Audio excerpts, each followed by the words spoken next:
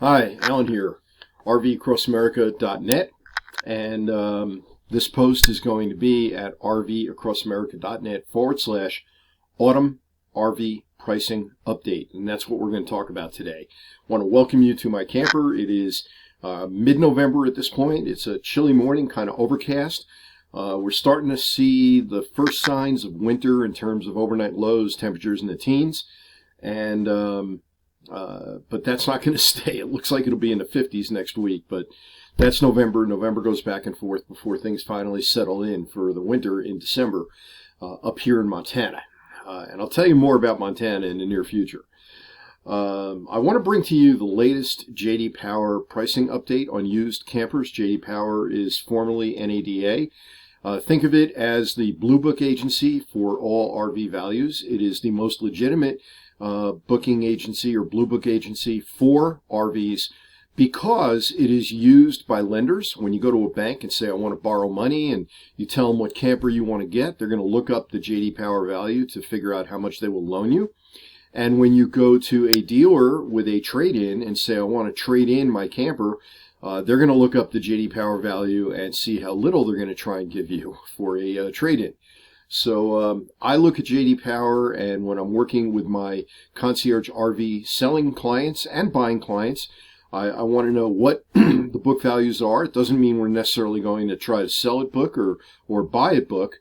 And in fact, because of what's happening in the economy right now and what's happening to book values, there's a lesson we can learn from them. The results of the latest update were striking. Now, let me fill you in on these updates. They occur every other month. So it happens 6 times a year, January 1st, March 1st, etc., etc. And the latest one was on November 1st. Now, when the November 1st data came out, remembering that the prior update was on September 1st, so it's only a 60-day update, I was floored by looking at the values that I see for several of the campers that I'm selling. I'm selling for several different clients right now, and as a matter of fact, we're selling successfully because I am establishing values that are what I would say is a realistic value that I can get for my seller. So we don't end up with what I refer to as a museum piece where it's perpetually being advertised and never sells. The goal, I would assume, for most people when they want to sell a camper is to sell the camper. I was floored when I noticed in every case except for one that the values in one update, again, between September 1 and November 1, had dropped by 5 to 8% in that update. Probably the most extreme was a voltage toy hauler, which dropped about 7%, and it was at a rate where if that was happening on an annualized basis, it was $4,500 in one update, and it would have been $27,000 on an annual basis. I don't think that this pace of decline can continue the way it is, but it certainly said something to me. Now, why would NADA reduce the rates so dramatically in one update? Why would that happen? And by the way, this was happening with relatively new campers. It was happening with an older camper. We saw this with a 2015 hybrid. Its reduction was about 8%, which is, again, by the time you get to 9-year-old campers, a 2015 would be 9 model years old, you would think that the values had relatively leveled off and that any reduction happening from update to update from September to November would be minimal. Not so. It was very significant. I have all the data in the post. The post is again at rvacrossamerica.net/autumn RV pricing update. I'm sorry it's that long, but I was thinking of how to name the post, and I thought, well, autumn RV pricing update is what probably best describes it.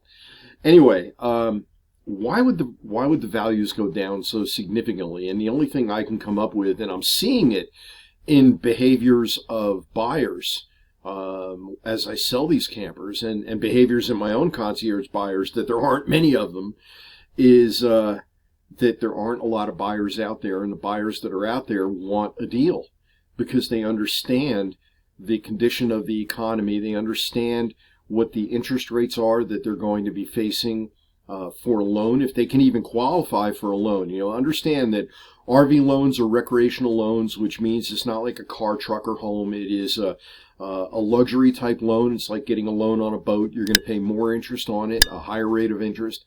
You're going to have a longer term for it, so it reduces the monthly payment, but your actual interest rate is going to be significantly higher, and the bank holds you to a higher standard in order to get that loan. In other words, where somebody might get a car or truck loan with a 600 and something credit score, that's not going to happen with a RV loan, especially on used RVs. The older they are, the harder it's going to be to qualify for the loan.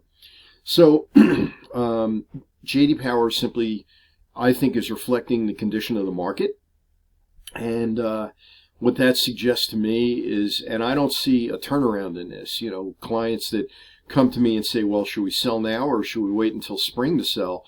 And I tell them, I have a feeling we're going to look back in April of 2024. In April of 2024, we're going to look back on November of 2023 and say those were the good old days. So it's not like this thing is going to turn around very quickly, but it does indicate to me that at least from what I'm seeing, RVs are still selling. We're not hitting a point where there's just no buyers. We're not hitting a point where it doesn't matter how low you drop the price, you're not going to sell it. But you do have to be realistic to it. And I know from several of my own clients' comments, by looking at what people are asking for campers in RV Trader, which is, of course, the 800-pound gorilla in the RV selling market, does not necessarily mean what they're asking is what they're getting. And a lot of them, when you dig deeper and find out how long the camper has been available for sale, many of these campers are becoming what I call museum pieces. So bottom line, the J.D. Power update is in. We're into the November-December values. They are significantly lower in almost every case except for one with one of my clients that happened to be on an outdoors RV, which might mean the quality is still holding its value.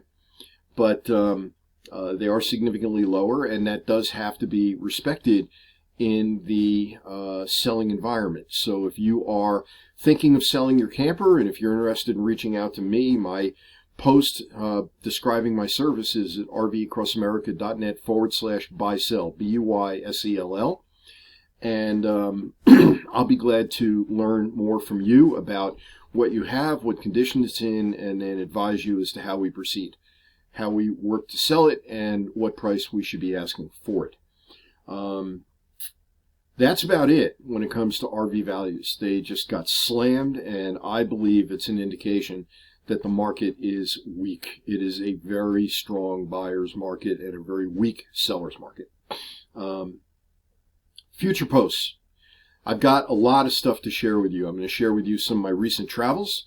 I have stopped traveling, at least with the camper, for the winter. The camper is in Montana. I'll tell you more about that in the near future.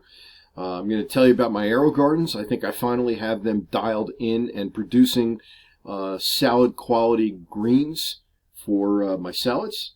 I'll have RV news and RV issues to discuss with you, because there are several things going on that I want to talk about as we move forward.